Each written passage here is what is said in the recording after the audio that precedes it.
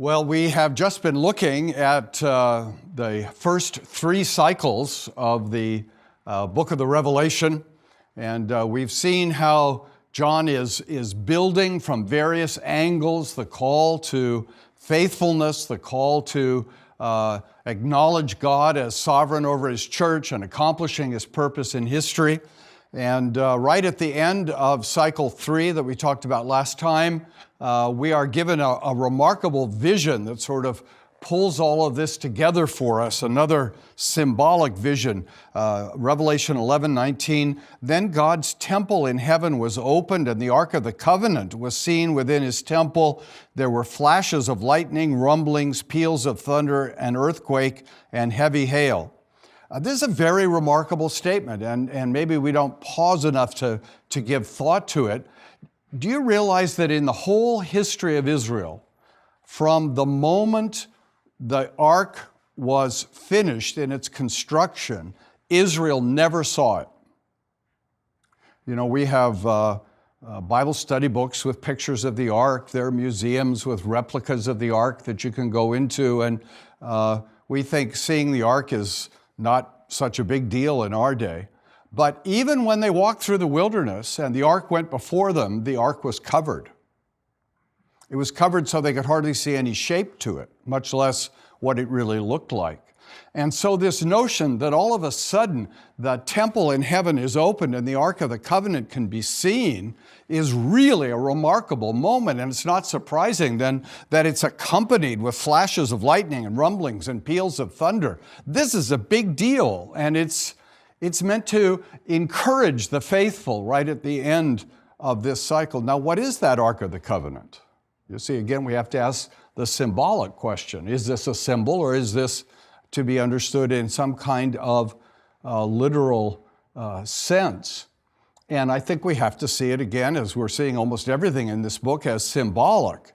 After the work of Christ, of what real importance is the literal Ark of the Covenant? Really very little at all. Not to mention that it had already disappeared from Israel's history for hundreds of years before Jesus came. So what is this picture for us? What is really being seen in this symbol? Well, what's being seen in this symbol is Jesus Himself. What did the ark contain? It contained the law that Jesus kept. It contained the rod of Aaron that budded, symbolizing resurrection, the resurrection of Jesus. It contained the jar of manna, the bread from heaven. Jesus is the bread from heaven. It contained the mercy seat over it all. Jesus is our mercy seat. He's our law keeper. He's our resurrection. He's our bread from heaven. He's our mercy seat. That's what's seen here. And that's why it's important to see this encouragement that God is giving His people. Well, now we go on to cycle 4. And cycle 4 is in the center of the book. Remember, we're seeing chiasms here and there. There's the chiasm of the whole book in 7 cycles. So we're moving up the pyramid, and we'll move down the pyramid. Not that that means it's less important. But at the top, at the center, at the heart of the book is the 4th cycle. So that should give us a certain anticipation as we come to the 4th cycle. Here's the center. Here's what the book revolves around in a certain sense. This is particularly important. And as we come to it, we realize that this is not a cycle in which the episodes are numbered. And at first glance, we might ask, are there really 7 episodes within this cycle? And I'm going to argue that there are, and that we'll be able to see them. But we have to look carefully, and I think we are helped to see the 7 elements of the 4th cycle by the fact that they too are arranged in a chiasm. So we'll see that as we go along. So not only is the book as a whole arranged in this chiastic form, but this 4th central critical cycle is also has its subpoints arranged in a chiastic form. So now if you're thoroughly confused, we'll go on and try to look at what actually is to be found here. And the first vision that we find in this fourth cycle is really just the first two verses of chapter 12. And a great sign appeared in heaven. Now that's important. It's a sign, another way of saying sort of a symbol. And it's in heaven, so it's in the everlasting state. It's not on earth. A great sign appeared in heaven, a woman clothed with the sun, with the moon under her feet, and on her head a crown of 12 stars. She was pregnant and was crying out in birth pains and the agony of giving birth. So here's a picture of a woman who is majestic and glorious, and also in labor with a child.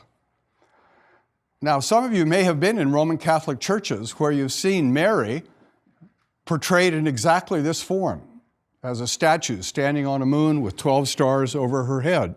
And one can see why one might initially read this symbol as applying to Mary. Mary was pregnant, Mary did give birth, but the rest of the symbolism as we move further into 12 doesn't relate to Mary. Mary doesn't flee before the dragon. Mary isn't stranded in the wilderness. Mary is not particularly persecuted herself. So the application of this to Mary doesn't really work.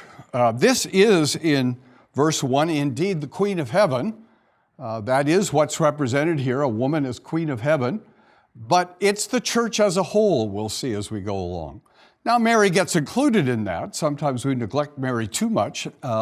Mary's part of the Queen of Heaven. Mary's part of the church that is represented here as the Queen of Heaven, but she's not exclusively that. And so it is the church that is being represented here as giving birth to the Christ. Now, this is not, of course, to deny that Mary gave birth to the Christ, but John's purpose here is not to glorify Mary. The purpose of John here is to remind us that the Messiah is a child of the covenant people. That's the point being made here. Again, not to demean or diminish or neglect Mary, but Mary's not the point here.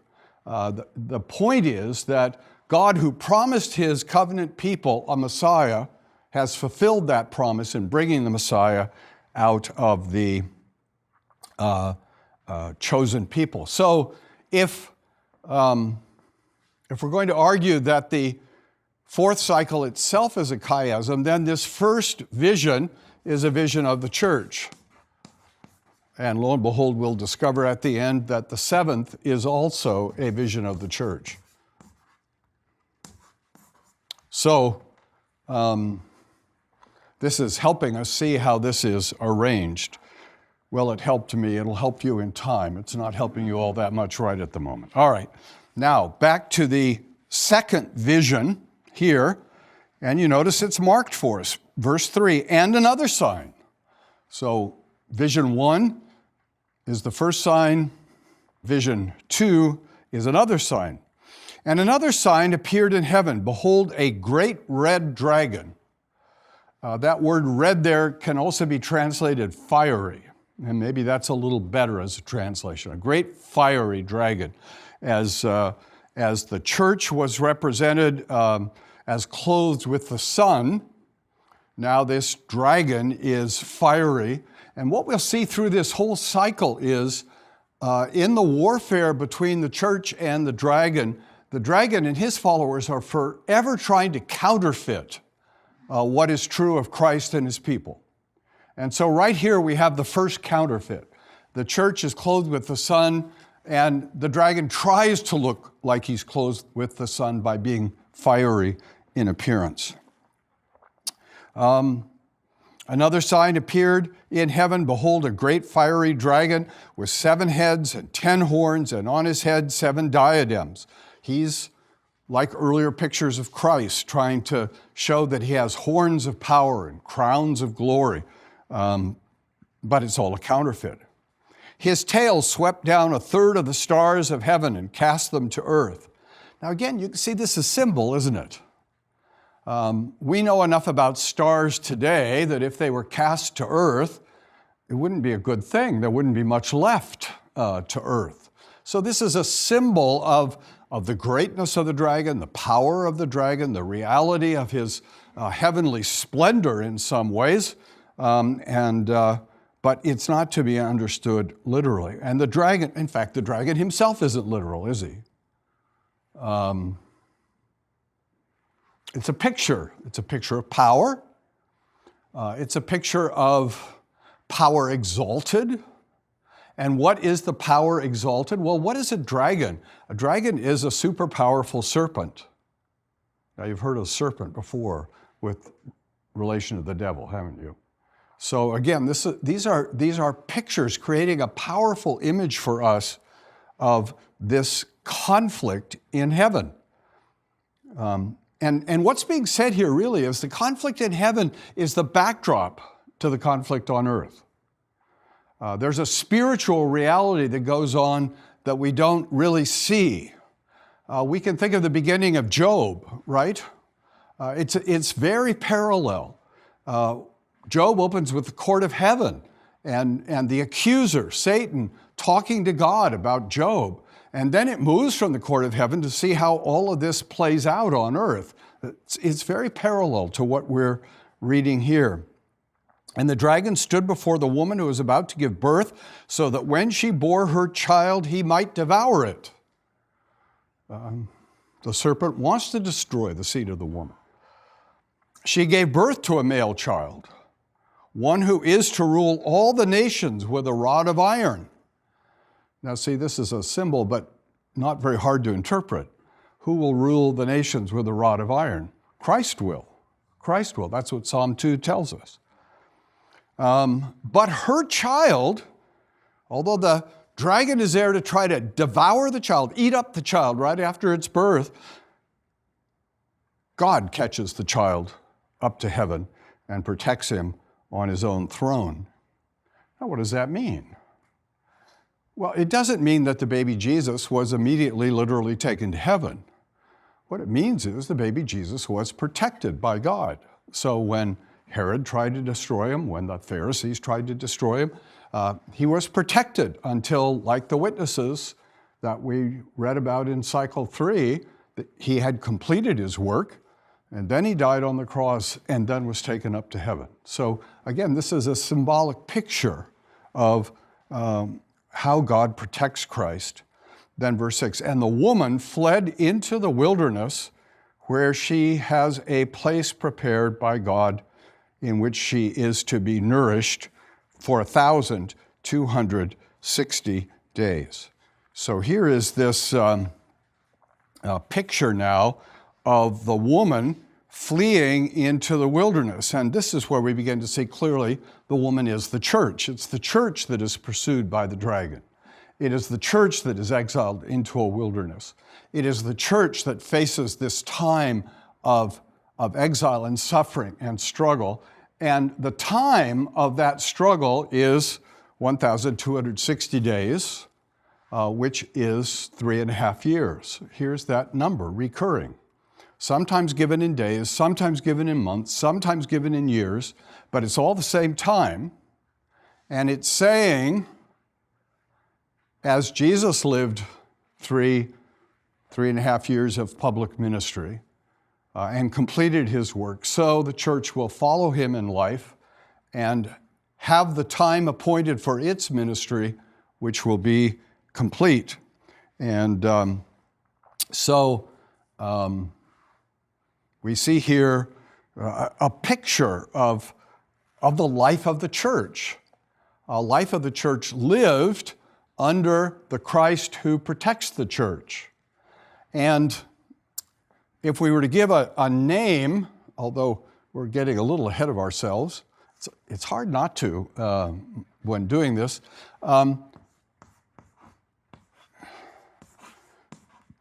The second vision we might call the vision of the true prophet. And that doesn't emerge so very clearly from this episode by itself, We would probably more likely say the episode of the Christ as far as we've gone.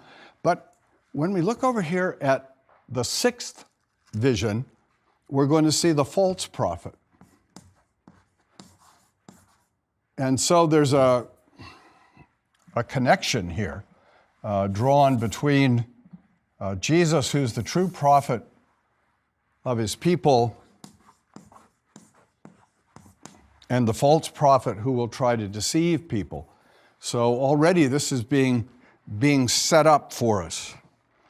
And then we come to the third vision at verse 7. Now war arose in heaven. We're still in heaven. Now war arose in heaven. Michael and his angels fighting against the dragon. Now in Daniel we discover that Michael, the archangel, is one of the defenders and protectors of God's people. And so he's introduced here in a position of defending God's people. But you notice what's interesting here? The dragon doesn't make war against God. The dragon doesn't make war against Christ. And the reason is because he wouldn't stand a chance. All through the book of the Revelation, there really is never any real war against God.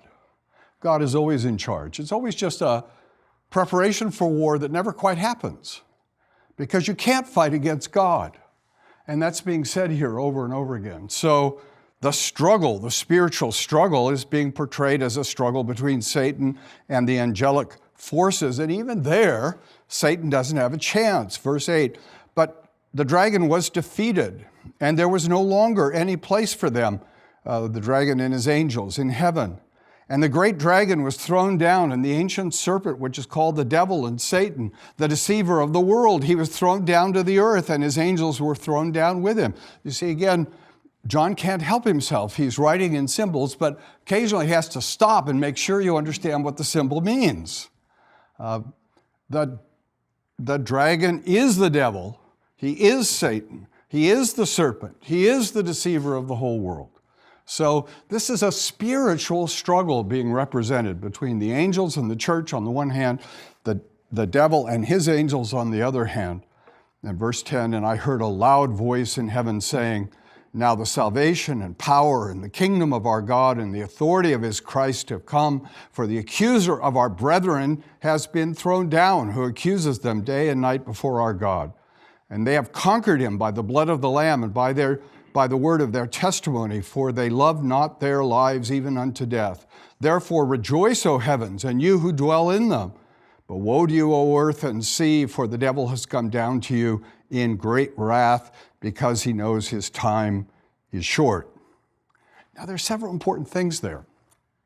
The devil is pictured as cast out of heaven, and he's cast down to earth. And the great rejoicing in heaven that the devil is cast down. What does that mean? When did that happen? Exactly what's going on here? Well, there's a little hint, I think, for us that those who dwell in heaven, verse 12, are to rejoice. Now, who dwells in heaven? Come on now. We do. Right now. Remember, in the whole book of the Revelation, those who dwell on earth are the unbelievers. And in the whole book of the Revelation, those who dwell in heaven are the believers. So even though this moment for you may not feel heavenly, even though life on earth is the visible reality with which we deal, the reality is, the truth about us is, we're already citizens of heaven. And therefore, the casting down of Satan is the guarantee that you and I are protected if we believe in Jesus. We have conquered in his conquest. Now, we may want to say, in some sense, this may refer to the ascension of Christ and the enthronement of Christ in heaven, which once and for all puts an end to any power of the evil one. But I think the picture maybe is even broader than that. It's a reminder to us that there are these two levels of existence. There's the heavenly reality where God reigns, where Christ is enthroned, where he has conquered, and with him are not only the holy angels, but all of redeemed humanity who believes in him. And then on earth, those who dwell on earth are those who are in opposition to God. Now, of course, while we don't dwell on earth, we are on earth. And so part of the function here is to remind us of what is really true of us. What's really true of us? Now, the salvation and the power and the kingdom of our God and the authority of his Christ has come, for the accuser of our brothers has been thrown down, who accuses them day and night before God. And they, the brothers, have conquered him by the blood of the Lamb and by the word of their testimony, for they love not their lives even unto death. So there's the promise for us. We're going to see that the woman is driven into the wilderness, and some of her offspring are killed. But that's not defeat. That's glory. And so here in Vision 3, we see war. And we're going to see war in Vision 5 again. But here we see how the dragon is cast down. Now, Vision 5 is going to show us how he tries to fight back, but unsuccessfully, as he tries to raise up a false prophet, but unsuccessfully, and how the church will be successful. So you see how this is building for us. But even more importantly, what I hope you see is as we begin to see this structure, we're deepened in our understanding of the meaning here. If we don't see the structure, we won't see the meaning so clearly. So we're introduced to the church. We're introduced to the protection of the child of the church as the true prophet. We're introduced to the spiritual warfare that goes on behind all of human experience. And that will bring us then to the fourth vision at verse 13 of chapter 12. And that fourth vision then is the center of the center. The fourth vision is the center of the fourth cycle, which is the central cycle. So in a sense, you could say Revelation 12, 13 through 17 are the very heart and core of the book. In a certain sense, you could say the whole book revolves around this center, like a wheel revolving around its hub. And that's important to see so that we don't skip over that paragraph, Revelation 12, 13 through 17, because it's tempting to skip over it. Because chapter 13 has the really juicy stuff. Oh, we want to rush on to chapter 13 because there are beasts in chapter 13. There's 666 in chapter 13. Oh, all sorts of goodies await us in chapter 13. Let's rush together. No, we don't dare do that. Because if we rush into chapter 13, we'll miss the center. We'll miss the heart. And what is the center? What is the heart? Verse 13, and when the dragon saw that he had been thrown down to earth, he pursued the woman who had given birth to the male child. But the woman was given the two wings of the great eagle so that she might fly from the serpent into the wilderness to the place where she is to be nurtured for a time and times and half a time. A time and times and half a time. What's that? It's 3.5 years. It's 1,260 days. It's 42 months. It's the same thing again and again. The devil is thrown down to earth for a short time, we're told. That increases his fury. He knows his time is short. What's the time he has? 3.5 years. Mary? No, really. The church is driven into the wilderness, but despite the fury of the dragon, the church is protected. For how long? 3.5 years. Protected just as long as the devil's at work. So, We're going to stop there and pick up this central vision again next time to see exactly how God is protecting his people.